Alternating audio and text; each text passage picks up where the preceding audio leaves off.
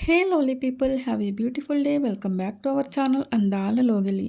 ఈరోజు నేను మీకు వినిపించబోయే కథ తోడు.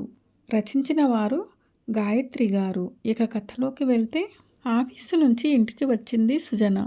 లిఫ్ట్ దగ్గరికి వచ్చేసరికి కొంతమంది కూలీలు సామాన్లు పైకి తీసుకుని వెళ్తున్నారు.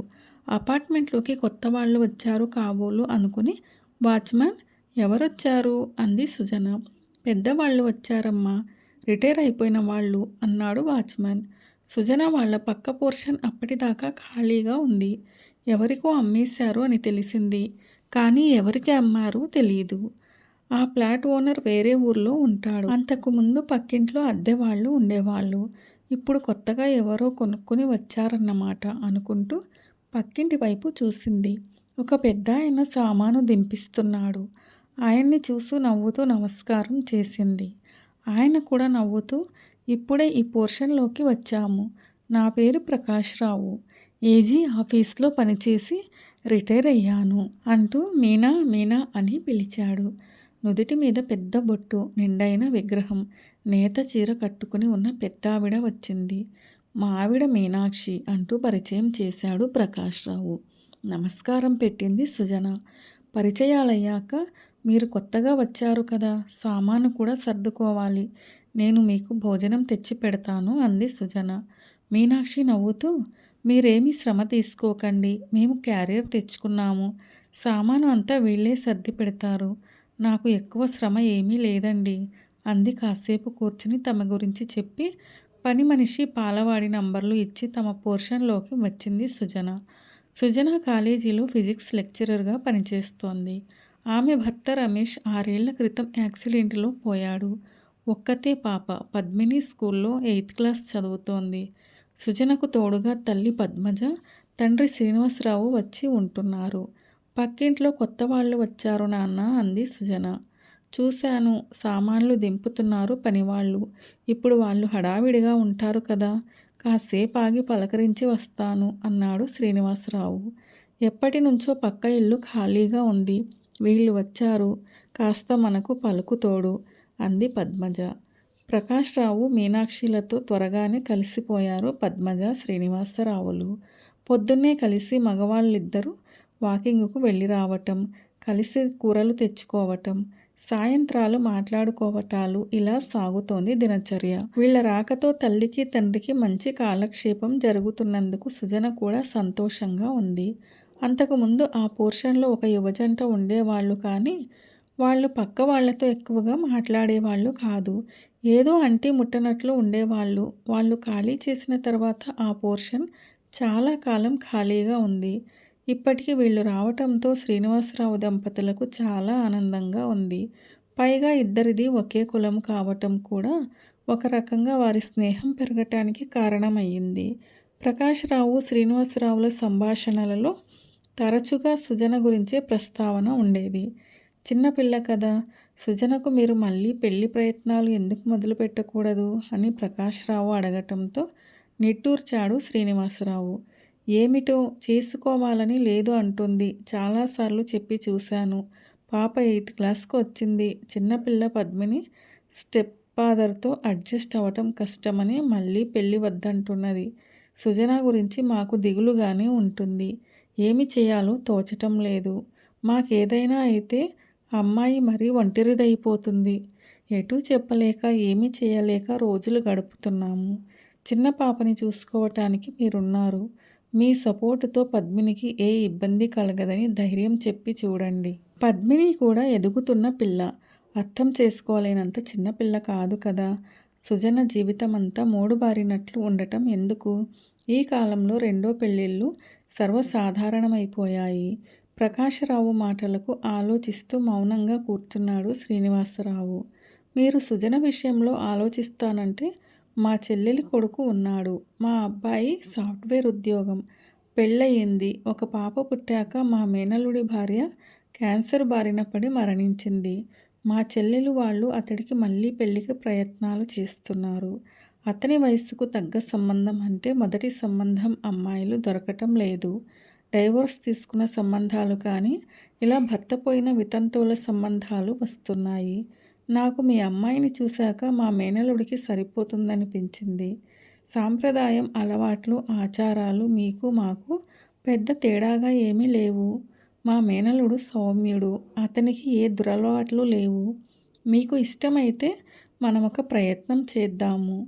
ప్రకాశ్‌రావు చెప్పింది వింటుంటే శ్రీనివాసరావుకు సుజన విషయంలో చిన్న ఆశ మొలకెత్తింది. కానీ చిన్నపిల్ల పద్మిని గురించే బెంగ. తల్లి రెండో పెళ్లి చేసుకుంటే భరించే శక్తి ఉంటుందా? పిల్లలు చాలా పొసెసివ్‌గా ఆలోచిస్తారు. ఎదుగుతున్న పిల్లల విషయంలో సవతి తండ్రిని నమ్మటమెలా? అతని ప్రవర్తన హుందాగా ఉంటుందని నమ్మకమేమిటి? తనకున్న భయాలన్నీ వివరించాడు శ్రీనివాసరావు. ప్రతి సమస్యకు ఒక పరిష్కారం ఉంటుంది.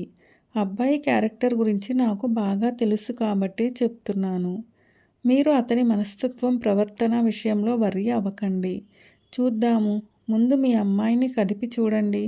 ఆ తర్వాత మా చెల్లికి కబురు చేస్తాను. భరోసా ఇస్తున్నట్లు మాట్లాడాడు ప్రకాశరావు.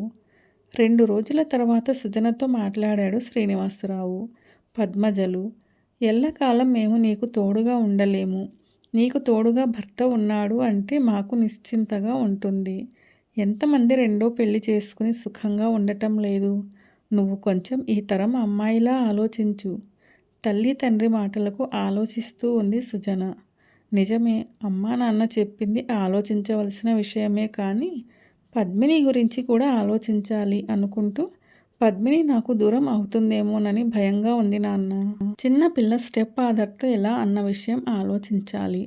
మనకు అంతా బాగుంటే ముందుకు వెళ్ళాము.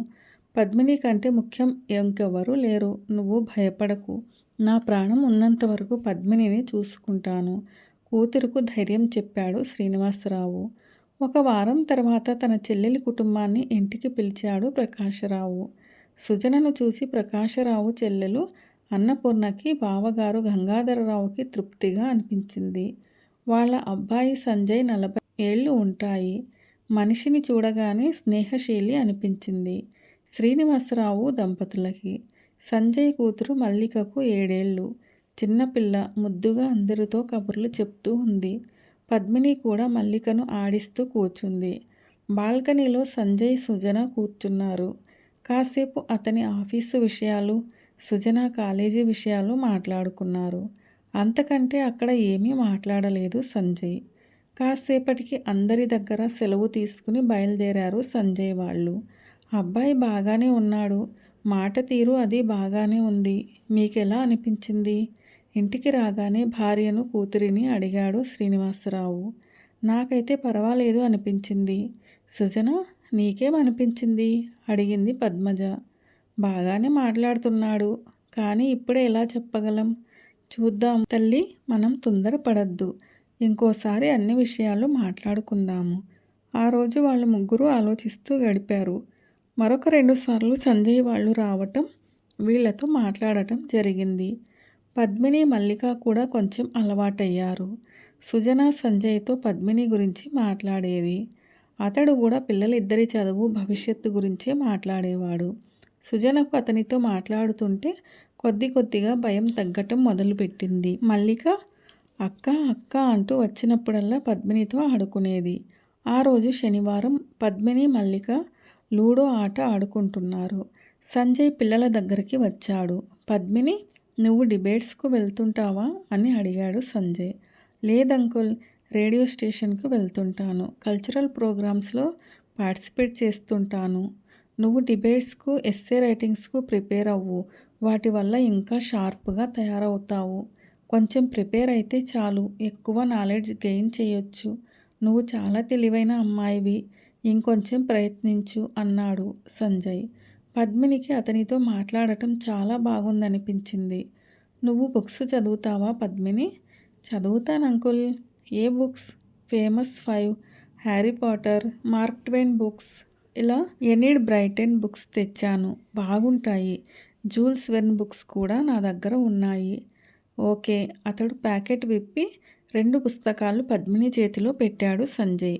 పద్మినికి బుక్ రీడింగ్ అంటే చాలా ఇష్టం. హోంవర్క్ అయ్యాక కొంతసేపు రోజు బుక్స్ చదువుతుంది. రేడియో స్టేషన్లో డ్రామాలకు వాయిస్ చెప్తుంటావని చెప్పారు మీ తాతగారు. అయితే తెలుగు బాగా వచ్చు కదా? అవునంకుల్, అమ్మ తాతయ్య తెలుగు నేర్పించారు. తెలుగులో ఏమేం బుక్స్ చదివావు? తెలుగులో బుక్స్ ఇంకా ఏమీ చదవలేదు అంకుల్. చందమామ రెగ్యులర్గా చదువుతాను. జూల్స్ వెర్న్ బుక్స్ చదివాను, కానీ ఎనిడ్ బ్రైటన్ బుక్స్ చదవలేదు అంది పద్మిని. తెలుగులో మంచి మంచి పుస్తకాలు ఉన్నాయి. నీకు నేను శ్రీపాదవారి చిన్ని కథల పుస్తకాలు తెచ్చి ఇస్తాను. వాటిలో వడ్ల గింజలు, గులాబీ అత్తరు లాంటి కథలు చాలా ఉంటాయి, బాగుంటాయి. మీరు ఏం చదివారు అంకుల్? నేను ఇంజనీరింగ్లో మాస్టర్స్ చేశాను. ఇప్పుడు తెలుగులో అన్నమాచార్య కీర్తనల మీద పరిశోధన చేస్తున్నాను. మా అమ్మ ఫిజిక్స్లో మాస్టర్స్ చేసింది. పద్మినికి సంజయ్తో మాట్లాడడం చాలా సంతోషంగా ఉంది. అమ్మలాగా తాతయ్యలాగా సంజయ్ అంకుల్ చదువుకున్నవాడు. ఒక నెల రోజులు గడిచాయి. పద్మిని అప్పుడప్పుడు సంజయ్తో కెరీర్ గురించి, పుస్తకాల గురించి మాట్లాడుతూ ఉంది. ఆ రోజు పద్మిని హోంవర్క్ చేసుకుంటూ ఉంది. శ్రీనివాసరావు మనవరాలి పక్కన కూర్చున్నాడు. హోంవర్క్ అయిందా బంగారు? అయిపోయింది తాతయ్య. నీతో ఒక విషయం మాట్లాడాలి. చెప్పండి తాతయ్య. నువ్వు కొంచెం ప్రశాంతంగా విను. సంజయ్ అంకుల్ గురించి నీ అభిప్రాయం ఏమిటి? పద్మిని కళ్ళు మెరిశాయి. అంకుల్ చాలా ఇంటెలిజెంట్. నా డిబేట్స్కి ఏమేమి చదవాలో గైడ్ చేస్తున్నారు. అంకుల్ అంటే మీకు కూడా ఇష్టమే కదూ? అవునమ్మా, మంచివాడు. మల్లిక కూడా నీకు బాగా అలవాటైంది కదూ? అవును తాతయ్య, బోలెడు కబుర్లు చెప్తుంది చిన్నపిల్ల. దానితో ఆడుకోవటం సరదాగా ఉంటుంది నాకు, చెప్పింది పద్మిని. వాళ్ళు మన దగ్గరే ఉంటే ఎలా ఉంటుందా అని ఆలోచిస్తున్నాను, నెమ్మదిగా చెప్పాడు శ్రీనివాసరావు. పక్కింటి తాతగారి ఇంట్లోన? ఉత్సాహం ధ్వనించింది పద్మిని గొంతులో. పద్మిని చెయ్యి పట్టుకున్నాడు శ్రీనివాసరావు. నువ్వు కొంచెం పెద్ద పిల్లవే కదా. నా మనసులో ఉన్న విషయం చెప్తున్నాను. నువ్వు అర్థం చేసుకుంటావని నమ్మకం నాకు ఉంది. సంజయ్ అంకుల్తో అమ్మ పెళ్లి చేస్తే ఎలా ఉంటుంది? మేము నీకు తోడుగా ఉంటాము, కానీ మేము పెద్దవాళ్ళం అవుతున్నాము. అమ్మ నువ్వు ఒంటరిగా ఉండకుండా మీకు ఒక తోడు ఉంటుందని ఆలోచిస్తున్నాము. నీకు పెద్దగా మార్పు ఏమీ అనిపించదు. వాళ్ళు పక్కింట్లో ఉంటారు. పద్మిని ముఖంలోకి చూశాడు శ్రీనివాసరావు. పద్మిని మౌనంగా అయిపోయింది. సంజయ్ అంకుల్ అంటే ఇష్టమే, కానీ స్టెప్ ఫాదర్ అంటే మాత్రం ఆ పిల్ల మనసుకు అంతగా రుచించలేదు. నువ్వు ఈ విషయంలో ఏమనుకుంటున్నావో నాతో చెప్పు. నీకు ఇష్టం లేకుండా ఏ నిర్ణయము తీసుకోము. అమ్మ నీకు తోడుగా ఇప్పుడు ఉన్నట్లే ఉంటుంది. భయపడాల్సింది ఏమీ లేదు. ఆ పసి మనసులో భయం ప్రవేశించింది. అమ్మ వాళ్ళ ఇంటికి వెళ్తుందా? లేదు లేదు, నువ్వు కొంచెం పాజిటివ్గా ఆలోచించు. అమ్మ ఎక్కడికి వెళ్ళదు. నీకు అస్సలు ఇష్టం లేకపోతే ఈ ఆలోచన విరమించుకుంటాను. తాతయ్య భుజం మీద తల వాల్చింది పద్మిని. శ్రీనివాసరావు పద్మినిని పొదివి పట్టుకున్నాడు. రాత్రి సుజన పద్మిని పక్కన పడుకుంది. నీకు నాకు మధ్య సంజయ్ అంకుల్ వస్తాడని నువ్వు అనుకోవద్దు. మన మధ్య ఉన్న స్నేహం పోతుందని నేను సంజయ్ని ఇష్టపడుతున్నానని అనుకోవద్దు. తల్లికి పిల్లల కంటే ఎవరూ ఎక్కువ కాదు. నువ్వు నాకొక్క పిల్లవి. అతని వల్ల మనకు ఇబ్బంది కలుగుతుందని నాకు అనిపించలేదు. మన ఇద్దరికీ కూడా తోడుగా ఉంటాడని నమ్మకంగా ఉంది కాబట్టి. నీకు భయం వేస్తే నేను ఈ ఆలోచన మానుకుంటాను. తల్లి మాటలకు ఎటూ చెప్పలేకపోయింది పద్మిని. ఆమె మనసులో ఒకవైపు సంజయ్ అంకుల్ మంచితనం గుర్తుకు వస్తూ ఉంది.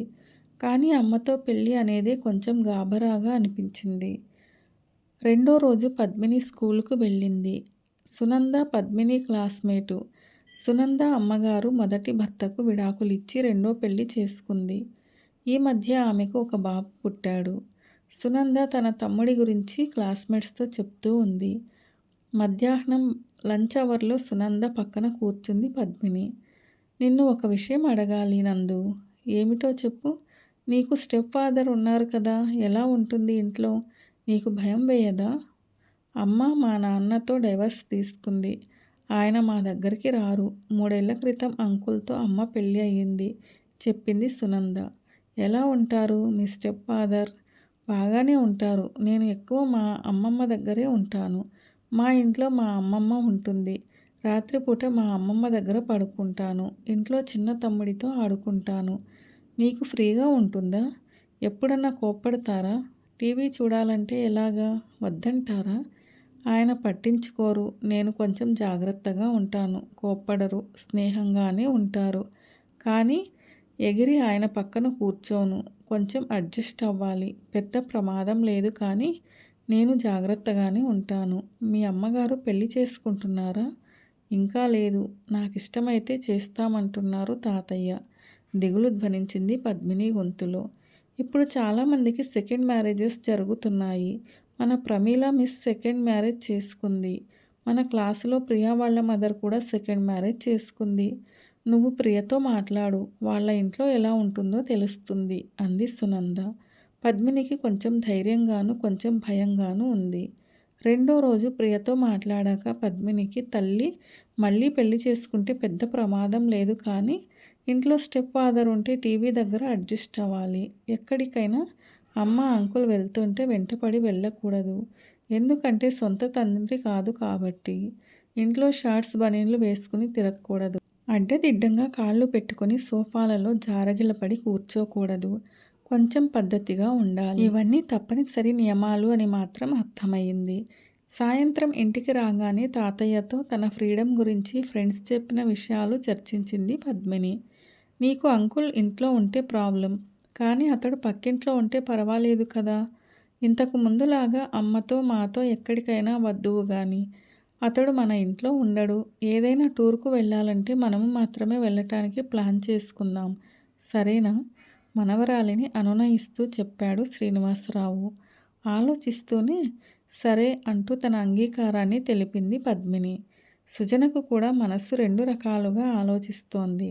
సంజయ్ నచ్చాడు కానీ తీరా ఈ పెళ్లి చేసుకుంటే పద్మిని మనసులో పెట్టేసుకుని తనకు దూరం అవుతుందేమోనని భయం. ఆమెకు మనశ్శాంతి లేకుండా చేస్తోంది. సుజన మళ్ళీ పద్మినితో మాట్లాడింది. ఇంట్లో ఎటువంటి మార్పు రాదు. అంతకు ముందులాగే అంతా ఉంటుంది. ఎటొచ్చి సంజయ్ మళ్ళీ పక్క ఇంట్లోకి వస్తారు. అంతే తేడా. ఈసారి పద్మిని కొద్దిగా ధైర్యంగానే ఒప్పుకుంది. తల్లి తన నుండి దూరం అవ్వదు అనే ఆశ కొద్దీ బలంగానే ఆమెలో విశ్వాసాన్ని నింపింది. 1 నెల రోజుల తర్వాత సంజయ్ సుజనల వివాహం జరిగింది. రిజిస్టర్ ఆఫీసులో దండలు మార్చుకోవటం మినహా పెద్ద కార్యక్రమాలేవీ లేవు. సంజయ్ మల్లికలు పక్క ఇంట్లోకి వచ్చారు. పద్మినికి పెద్ద మార్పేమీ గోచరించలేదు. అంతకు ముందులాగా తాతయ్య, అమ్మమ్మ, తల్లి కూడా పద్మినిని చూసుకుంటున్నారు. సంజయ్ మాటిమాటికి శ్రీనివాసరావు ఇంటికి రాడు.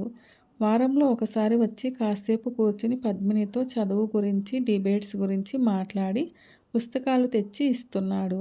తల్లి అంతకు ముందులాగే తన పక్కనే పడుకుంటూ ఉండటంతో అప్పుడే ఎదుగుతున్న పద్మినికి కాస్త సంతోషంగా ఉంది. తల్లి తనకు దూరం అవ్వదనే భావన ఆమెకు నిశ్చింతను కలగజేసింది. మల్లిక హోంవర్క్ చూసుకోవటం, పెద్దదానిలాగా మల్లికను చూసుకోవటం పద్మినిలో కాస్త బాధ్యతను తెచ్చిపెట్టింది.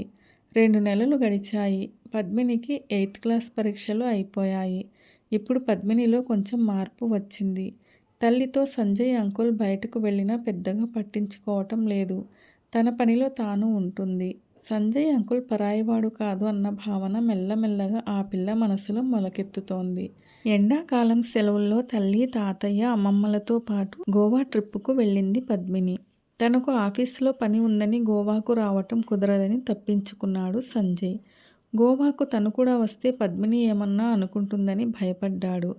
ఆ ట్రిప్పులో తమతో పాటు మల్లిక, సంజయ్ ఉంటే బాగుండు అని చాలాసార్లు అనుకుంది పద్మిని.